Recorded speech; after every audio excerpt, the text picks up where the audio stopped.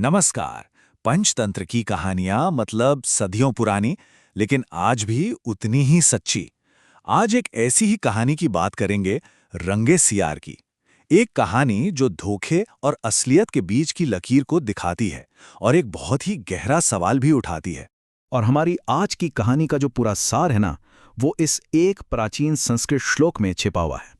तो इसका मतलब क्या हुआ? सीधा सा मतलब यह है कि कोई भी अपनी असलियत को हमेशा के लिए छुपा नहीं सकता। उसका जो असली चरित्र है, उसकी आदतें, वो कभी ना कभी बाहर आ ही जाती हैं। और पता है कब? खासकर तब जब हालात मुश्किल होते हैं। लेकिन एक सवाल मन में आता है, क्या कोई अपनी असलियत छुपाकर सफल हो सकता है? शायद कुछ देर के लिए। चलिए इसी सवाल का जवाब ढूंढते हैं रंगे सियार की इस कहानी में। तो कहानी की शुरुआत होती है एक सियार से। बेचारा अपनी जान बचाने के लिए भाग रहा था और भागते भागते एक ऐसी अजीब सिचुएशन में फंस जाता है जो उसकी पूरी जिंदगी ही पलटकर रख देती है। अब हुआ ये कि जान बचाने की हड़बड़ी में वो सीधा एक धोबी के घर में घुस गया और वहां रखे नीले रंग के एक बड़े से बर्तन में जा कूदा। और जब वो बाहर निकला तो क्या देखता है? उसका पूरा शरीर गहरा नीला, एक ऐसा अनोखा रंग जो जंगल के किसी भी जानवर ने इससे पहले कभी देखा ही नहीं था। तो सोचिए, जब ये नीले रंग का अजूबा वापस जंगल पहुंचा होगा तो क्या हुआ होगा? शेर, बाघ, हाथी सबके सब उसे देखकर एकदम डर गए। और उस सियार ने उसने उनके डर को फौरन भांप लिया। बस यहीं से उसके दिमाग में एक शातिर प्लान ने जन्म लिया। उसने मौके का पूरा फायदा उठाया। बड़ी चालाकी से खुद को एक दैवीय प्राणी घोषित कर दिया। बोला, मुझे तो खुद भगवान ने तुम्हारा राजा बनाकर भेजा है। अब बेचारे डरे हुए जानवर, उन्होंने तो उसकी बात मान ली। वो सत्ता का पूरा मजा लेने लगा। लेकिन यहीं उसने एक बहुत बड़ी गलती कर दी। उसने अपनी ही जाति के, मतलब बाकी सारे शेरों को जंगल से बाहर निकाल दिया। क्यों? ताकि कोई उसकी असलियत पहचान ना सके। तो बस दिन बड़े मजे में बीतने लगे। वो नीला सियार अपनी झूठी शान में पूरी तरह डूबा हुआ था। लेकिन कहते हैं ना, सच ज्यादा दिन तक छिप नहीं सकता। एक रात, पूर्णिमा की रात थी। सब कुछ एकदम शांत। राजा साहब अपने सिंहासन पर आराम फरमा रहे थे और तभी दूर से एक जानी पहचानी आवाज जंगल में गूंजने लगी। ये आवाज थी उसके अपने भाई बंधुओं की, सियारों के झुंड की आवाज। ये तो उसके खून में बसी हुई आवाज थी। एक ऐसी पुकार जिसे सुनकर दुनिया का कोई भी सियार खुद को रोक ही नहीं सकता। और बस यही वो पल था। वो भूल गया कि वो राजा है। वो भूल गया अपना नीला रंग, सब कुछ भूल गया।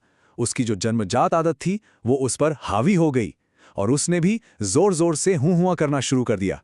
और एक ही पल में सारा खेल खत्म।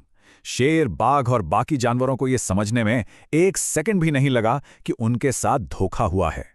उनका वो तथाकथित राजा कोई दैवीय प्राणी नहीं, बल्कि एक मामूली सा सियार था।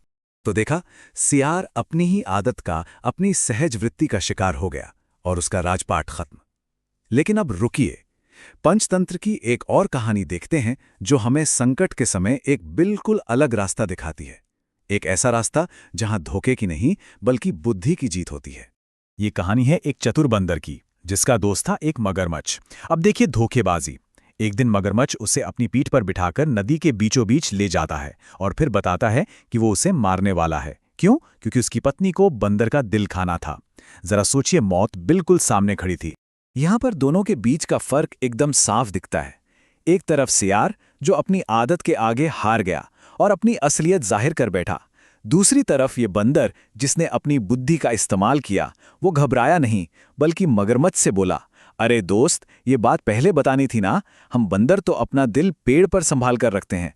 चलो वापस किनारे पर, मैं तुम्हें अपना दिल दे दूंगा। और वो मूर्ख मगरमच्छ उसकी बातों में आ भी गया। इस तरह बंदर ने अपनी जान बचा ली। तो इन दोनों कहानियों से हमें पहचान और चरित्र के बारे में आखिर सीखने को क्या मिलता है? चलिए इसके असली सबक पर आते हैं।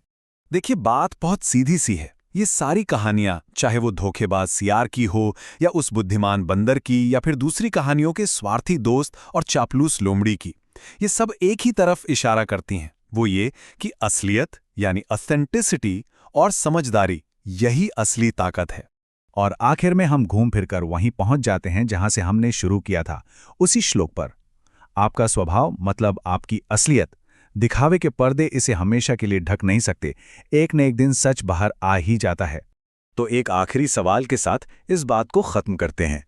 अगर हमारा मूल स्वभाव, हमारा कोर नेचर बदल नहीं सकता, तो फिर हम क्या कर सकते हैं? शायद असली चुनौती उसे छिपाने की है ही नहीं, बल्कि बुद्धि, विवेक और एक मजबूत चरित्र जैसे गुणों को अपने अंदर विकसित करने की है। क्योंकि यही वो चीजें हैं जो किसी भी संकट में हमेशा हमारा साथ देती हैं।